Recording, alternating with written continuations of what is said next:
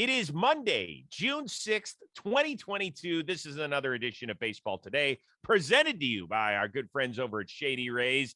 Shady Rays, not only do they look great, as our male model Trevor Plouffe is showing you while he sips his half-cap decaf mocha latte with a twist, but whenever you inevitably break them or lose them, which I do several times a year, they will replace them. That is my man, T. Plouffe. I am Chris Rose. I am jacked. I am ready to talk some baseball, because what a wild, woolly weekend we had there, sir. Yeah, you are fired up today. And you know, I'm also fired up for like a different reason. So I think like two fires equals more fire. Or no, the fire goes out, right? Fight fire with fire. Speaking of fire, I am donning the hat of the Columbia Fireflies, the single-A affiliate, I believe, of the Kansas City Royals. This is their pride hat, which I am wearing with tremendous pride today. It's very cool looking. Great representation as well. I love it. It's neat. Go check out their website for a little bit more information. I like that hat. I know. It's sharp, isn't it? Who is it again? The Fireflies? The Columbia Fireflies. I think they are the single-A affiliate of the Kansas City Royals. So it's pretty neat. Yeah, we'll drop it in the description down there. Man, I had such a hard time. I just want to be honest with you. I had a very tough time narrowing this down to just 5 topics for the podcast / YouTube version of this show. Just going to be honest with you. I can tell by how you write the questions whether or not like you were super into the games or super not into the games. This time there was so much there that I was like, oh shit, Chris wants to talk some ball. Here we go. And let's start with the craziest series of the weekend, the one out in Philly. Huge come-from-behind win. They were down 4 in the 8th. Bryce Harper, game-tying grand slam. The rookie Bryson Stott with the walk-off 3-run shot. Bigger pick-me-up for Philly, which, of course, made the managerial change on Friday, or downer for the Halos fans who have now lost 11 in a row. Man, you could go either way on this one, but I'm going to take the Phillies. I think, look. We talked about Rob Thompson coming in. What's he going to provide? I said maybe there's a little spark that they get from that, but the players got to go do the thing on the field. And surely they answered the call there. I think the first pitch of Rob Thompson's managerial career was a homer from Schwarber. Like they just started off really hot. And then Sunday, of course, Bryce coming up there, working the count to 3-2 against Iglesias. And just, he's so electric, man. Like, look how he fires the boys up right there. That was awesome. I love watching him play baseball, and he seems to hit a lot of big home runs, but they get that Duffy amends for his error, gets the go-ahead knock, and then Bryson Stott comes up. And again, I think he worked the count to 3-2 as well before the homer. It was for Phillies and their fans. There's not a better weekend they're going to have all year, because they can point to this one and say, look, whether it's Rob Thompson or not, whatever it is, this is when we got the ball rolling. And the Angels, I know they've lost 11 in a row now. It's still a pretty damn good baseball team. So they could take solace in that. It is a good baseball team. It is. You're going to have ruts like this. 11's not like this. 11's a lot. And then you lose the game like that. That's not fun. But I still think it's a very good baseball team. So I think the Phillies should walk away from this weekend saying, we can do this 100%. I thought the coolest moment was when Bryce Harper hits not only a game-tying grand slam, but over the huge shot of his head on the scoreboard out in right center. Like, that was amazing to be able to hit it directly over his. That was awesome. I was a huge fan of that. I love that part of it. I did not like it for the Angels. In fact, I had to ask Angels Twitter how they were doing. Like, I'm seriously worried about these fans, right? They're not doing good. They've got 2 of the 3 or 5 best players in the game, however you want to label Ohtani and Trout. Fine.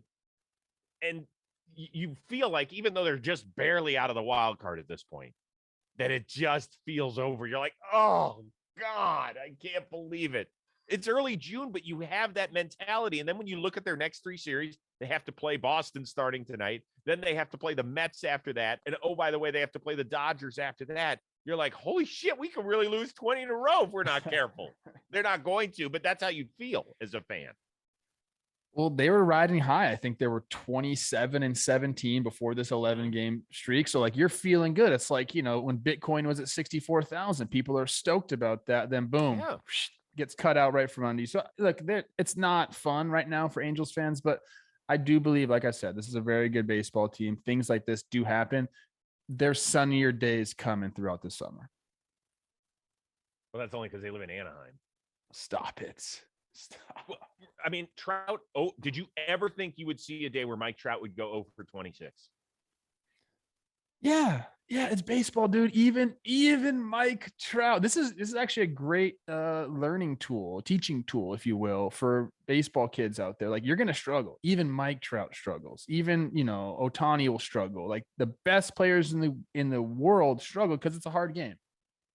But Mike Trout, guess what? They've lost. Soon he's gonna go 13 for 26, and we're gonna Yes. forget about this.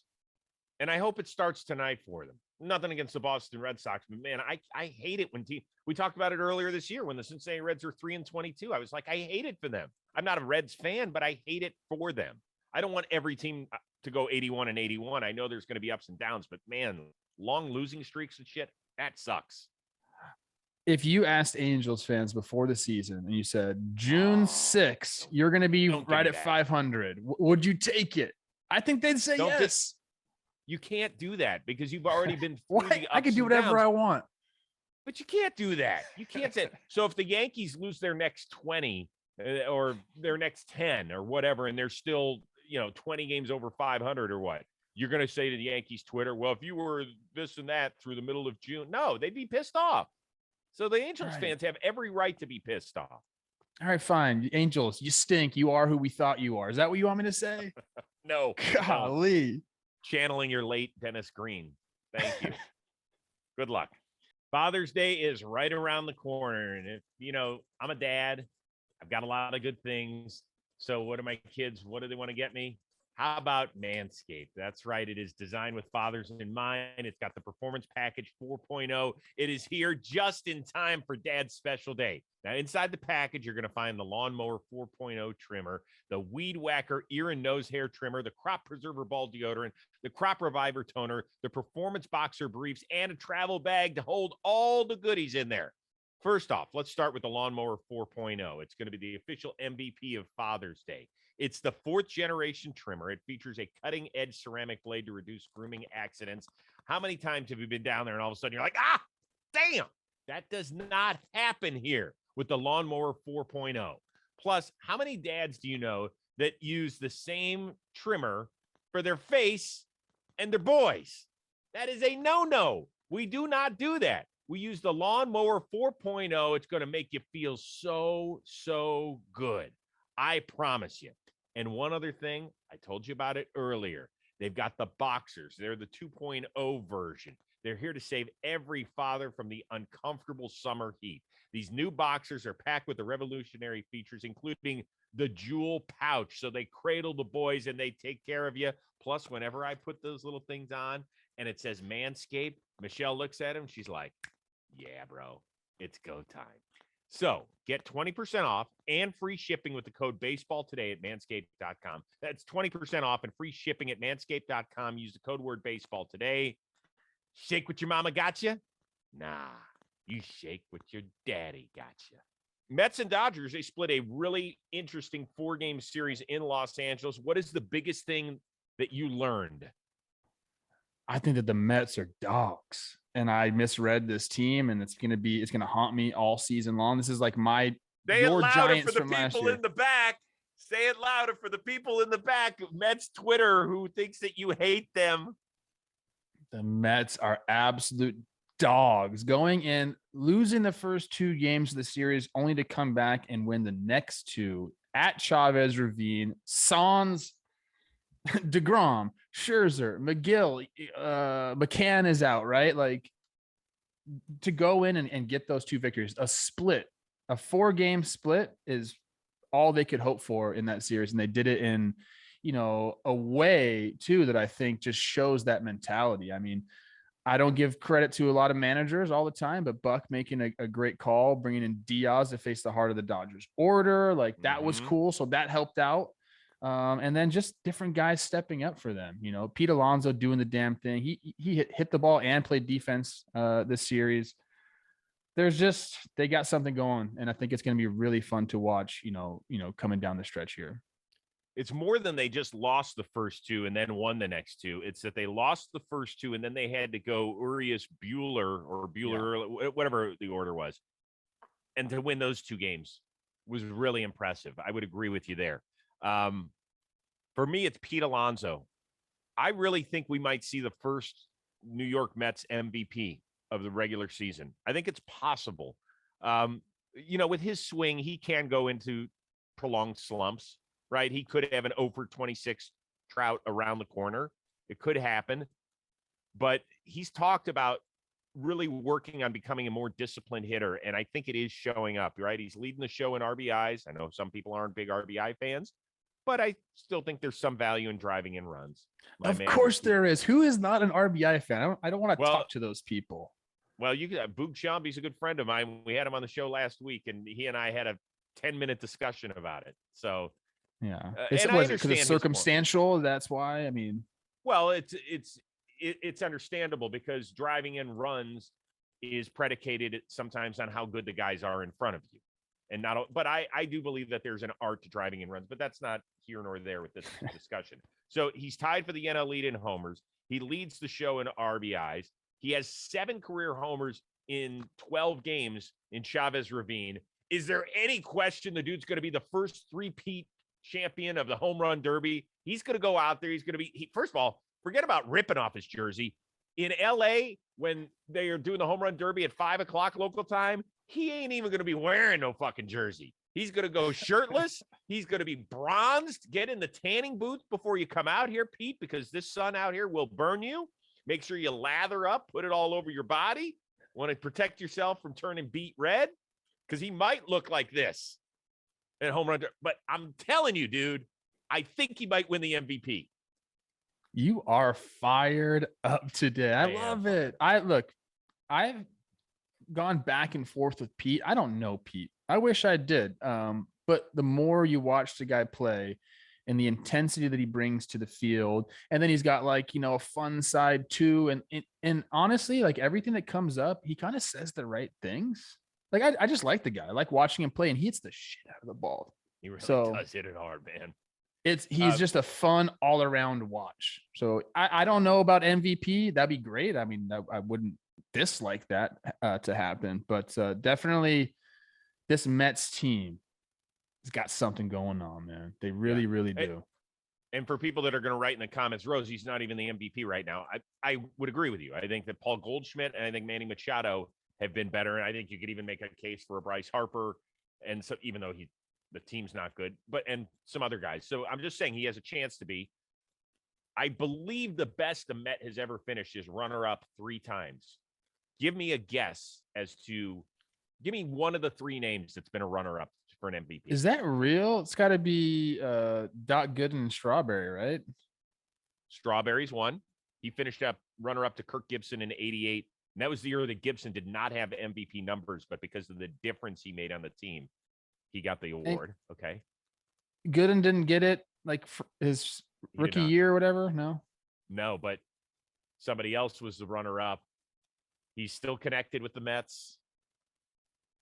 Keith Hernandez finished runner-up to Ryan Sandberg in 84, and Tom Seaver finished runner-up to Willie Mack, I believe, in 1969, I want to say. Interesting. Okay, that's a tidbit I didn't know. I figured they'd definitely have a MVP. I was in their shocked history. when I went back this weekend. I wanted to look at it. I was like, who's the last Met to win MVP? And there hasn't been one. So I was really surprised by that.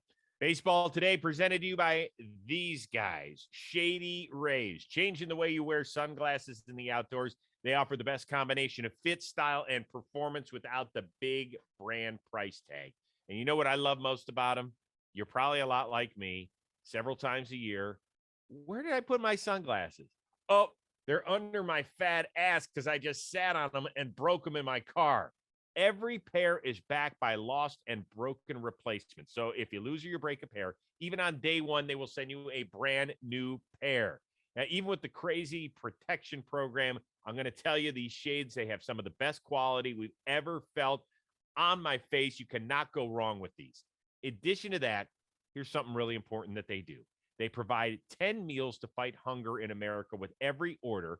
So far, they have donated over 20 million meals to date. So you look great with your shades. You feel good in your heart about the impact they're making. And if you don't love them, exchange them for a new pair or return them for free within 30 days. There's no risk when you shop at Shady Rays. Their team always has your back. And exclusively to our listeners, Shady Rays is giving you the very best deal of the season. Go to shadyrays.com, use the code today for 50% off 2+ pairs of premium polarized shades. Use that code word today at shadyrays.com. You'll be looking better than the Rose Man. Yordan Alvarez getting that bag. Good for him. Reportedly, according to Jeff Passan, 6 years, $115 million, the richest contract ever given to a designated hitter. Is this a good deal for the 24-year-old, or did he shortchange himself? I think it's just fine. I don't think he shortchanged himself. You mentioned it's the most ever for a DH. Obviously, that's what he is, what he's going to be for the rest of his career. Yeah. So, I think it's great for both sides. I think, what does the money come out to right there? So the last 3 years that they bought out his first free agent years, it's going to be 26 a year. That's the big number. Yeah, no, I think it just works for both sides. Like I said, it's not an astronomical number that the Astros are going to be stuck paying this, and it's a good enough number. Astronomical. I didn't even think about that. It's great. Yordan has been one of my favorite hitters in the game for the last 3 years. He never seems off balance at the plate. He's got light tower power. He's got plate discipline. If you want someone in a big at bat, it's him. I don't know. The Astros 100% needed to do this, and they got the job done. This is their franchise is just firing on all cylinders right now, and Yordan's a big part of it. So they wanted to lock him up, and they did it. And I think it's perfect. It really is. They're not, obviously they made the tough decision to let Carlos Correa walk, and Jeremy Pena has been fantastic so far replacing him. Now, once again, this is a team that measures itself based on competing for World Series every year, not just making it to October. And that's when Carlos Correa's light shine brightest. So we'll see how that plays out. But as far as Alvarez, they pinpointed very early that this is a guy we're going to have to give 9 figures to. And yeah, he's got a little bit of creaky knees, which maybe would worry me a little bit. But once again, he's a DH. We can make it work.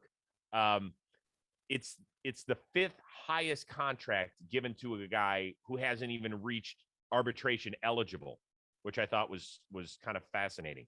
Tatis, Wander, Posey, and then Trout's first deal. So he's in pretty elite company in terms of what an organization thinks of him. He is going to consistently be over a 900 OPS guy during the regular season. He's almost mid 800s in 34 career playoff games. So he doesn't shy away from that time either. And like you saw what he did yesterday, just one swing, 456 feet against Kansas City. And he made that ballpark look small, that's tough to do.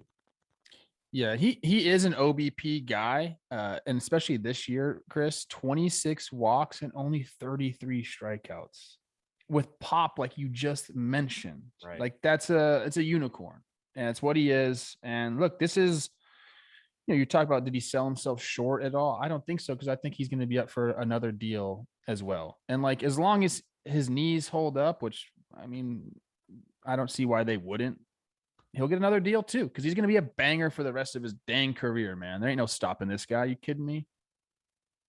I want to go check out the strikeout numbers for some of the more prolific, power guys. Austin Riley. What did you say? He's got 33. Like Austin Riley, really good power guy, 64 Ks.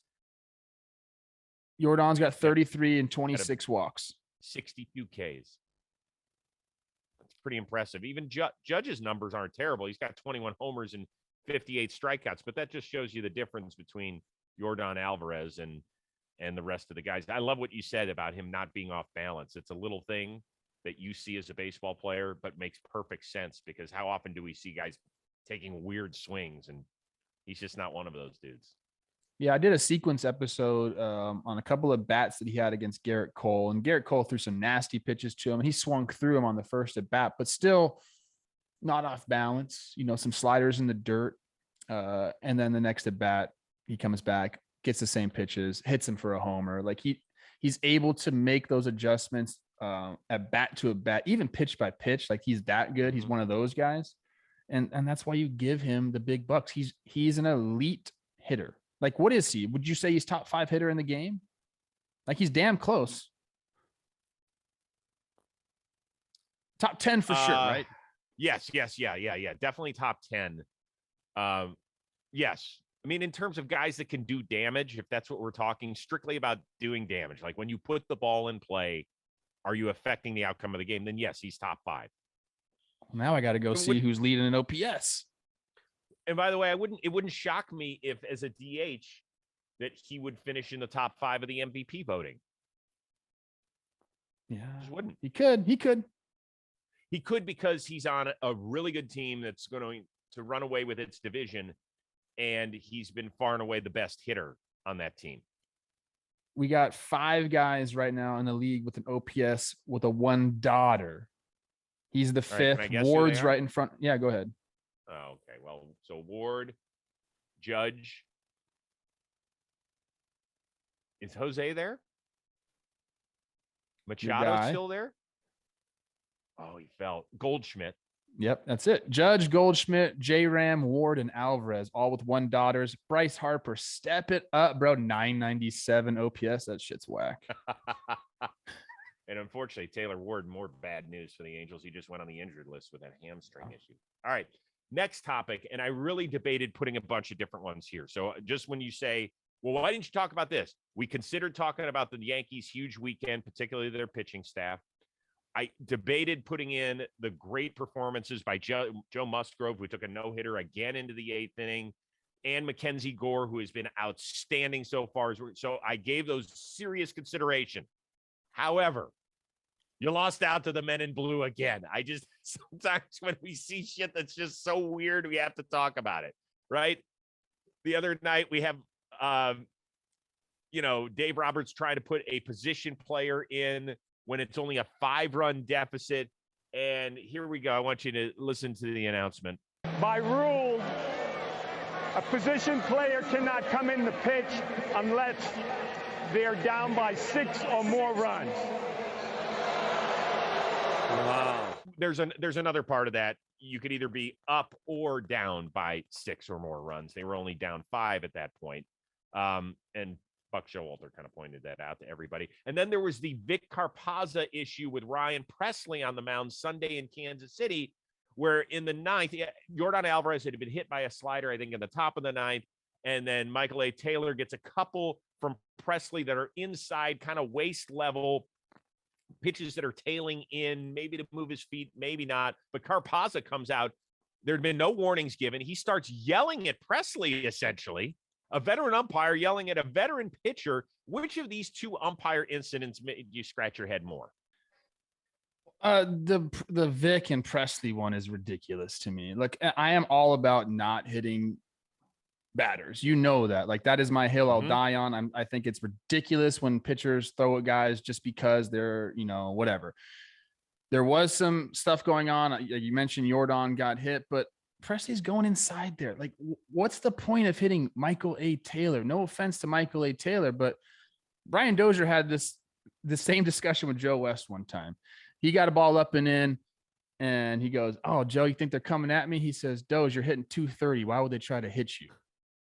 Same thing. Why are they trying to hit Michael A. Taylor, man? Like, you go after the dogs on the team. That's the second time I said dogs on this show today. But you go after the big boys, really. So I don't think there was any intent there. Maldonado had the card. He even showed Vic. He's like, "Look, we're trying to pitch the guy inside. That's all we're trying to do here." I thought it was ridiculous. The warnings weren't there. And then, Presley's obviously frustrated. He's fired up, wants to get back on the mound and finish the game. Says, like, what did he say to him? Like, you should have warned us before, like, whatever. And he gets tossed. I think it's absolutely ridiculous. It is the ump show. And Vic, I like Vic a lot. You know better, Vic. What are you doing? And then after the game, Vic doesn't even talk. It's Jerry Meals who has to talk for him. I know he's the crew chief, but like, Vic should be the one talking. And all they said was, "We thought there was some intent there." He missed him twice. I don't think so. I think it was ridiculous. On the other hand, the Buck Showalter call, awesome.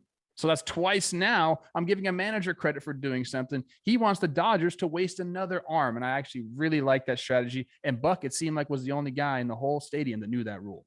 So you got to give kudos to him. I didn't know it. Did you know it? I did not. And is that a new rule? I read somewhere that I they think implemented it in 2020 or Newish. something like that. Yeah, newish. So a few things. They gave Evan Phillips a lot of time to get ready, and Josh Bard, who I think is the bullpen coach of the Dodgers, didn't think he had enough, and they were upset with how this whole thing. He came charging out of the bullpen. I mean, he looked like a dude on a Saturday night who had one too many. Was like, "Hey, let's go, let's go." You want to do? I mean, I love everybody protecting their guys. I'm not making fun of Josh Bard. I thought it was awesome. That's fine. I was very confused by the whole incident. I was most confused by the fact that the Dodgers had waved the white flag when they're only down 5. Like, we've seen it this year. The other team in the dugout came back against the Phillies. They came back against the Giants. It's just some weird shit. You can win. Yeah. You can still win a game. I don't know. It was interesting. You know, a lot of times they predetermine who's available and who can pitch. And after Bueller, had a very short outing, I think they used 6 pitchers, and maybe Shortest that of was his the career. end of the card for them, and they didn't want to use somebody. But Buck knows that. And I don't know. I think the worst thing the Dodgers did was wear those uniforms. Why do they have the worst City Connect uniforms? I am all for, embracing the heritage of the city. They could have gone so many different directions with it. Is that They even really Dodger could. blue? No, but there's Doesn't a lot look of teams like that it. go. There's a lot of teams that go off color. And from no their one uniforms. says Los Dodgers. Okay. Nobody says Los Dodgers. I hear it on one radio ad in town. Los Doyers is what people will say around Yes, here. that's what they say. Los Doyers. Right. I don't know, man. They're the worst ones. All right. Besides, I mean, the Rockies are pretty bad too. Vic Carapazza, I don't know what you're doing. I hated it. Come on, Vic. Can I give you a quick Presley story? I don't know if I've told you this before. Sure. Because weren't you teammates with him in Minnesota? Love Presley. Him and I spent Yeah, I do many too. nights together. I think I told you this. That Millar and I were doing a show in Boston one time, and he walks past. He's like, "Hey guys, love your show," and I was like, "Hey, thanks, Alex." And Alex Presley was a former outfielder for the Twins. Yeah, And I know him. he kind of stopped. He didn't hear me. He heard it. It didn't sink in. He walked another 10 feet and he stopped. And he goes, "By the way, it's Ryan." I was like, "Oh shit, what an asshole!" God, I feel terrible. He'll never forget that. Oh yeah, the no, rest he of lets his me know life. every time I've seen him. Every time I've seen him, he's like, "Hey, Chris, Alex Presley." It's very funny. I fucked it up. He has a chip on his shoulder, and he's worked that thing into becoming one of the better relievers in all of baseball. So Yeah. I love Presley, man. Yeah. Okay. Last one. We'll do this quickly. Are you on board with other sport celebrations in baseball? What I mean by that, we saw Wright State hit a homer. Dude circles the pillows, comes in. They give him the Nerf hoop. He dunks afterward, which was kind of funny. Big boy Duncan. I liked it. And then the Miami Marlins with a walk-off against the San Francisco Giants. And our guy, Miggy Rowe, busts out a football helmet, of all things, to give to Jesus Sanchez, who hit the game-winning sac fly. And he's wearing a freaking football helmet with Marlins logos on it. Are we good with all this stuff? I like the helmet because I think that's unique. I don't know if I've seen that before. It's like the player of the game helmet. I don't think it's just a walk-off helmet, like player of the game helmet, right? The other one, the dunk thing's been done before, so I'm kind of over that. And I also don't like college baseball. So I'm okay with the Marlins doing what they're doing. It's pretty cool. Better be careful. Ashland's going to come kick your ass, bro. I don't care. Everyone was all on college baseball when there was no Major League Baseball, when we were in the lockout. I never got on that train. I'm proud of that. You know I'm a baseball snob. I know you are. What do you have coming up on John Boy Media? Going to do Talking Baseball. The 3 amigos are back. Me, Jimmy, and Jake are going to do the series recap. Monday episodes are my favorite, so definitely come check it out with us. What about you? Latest episode of the Rose Rotation with Lucas Giolito of the Chicago White Sox. A lot of people are calling him Mucus Giolito because he had a terrible coughing spell on our. We released the story of the now infamous the White Sox took from Toronto to Buffalo. It's worth a listen. It's amazing. That's all I can say. That. Just taped Tyler Stevenson to the Cincinnati Reds this morning as well. That'll be out on Thursday. Real nice kid. So we got a lot of that. And before we go, shout out to Kelsey Wingert and her now husband, Casey. Congratulations. Looked like an amazing party. I think Paxton was down there. I think Jake was down there. I think Maddie Mass are down there representing Team John Boy. So that is awesome. Congratulations to the happy new couple. Welcome Yes, to the congrats. end of the rest of your life. Okay, we are back at it again on Tuesday. Special shout out to our producer extraordinaire, the one and only Robbie Scirocco, and our summer intern, the soon-to-be graduating Alden Stone. That is T. Plouffe. I'm Chris Rose. We will see you Tuesday on Baseball Today, presented to you by Shady Rays.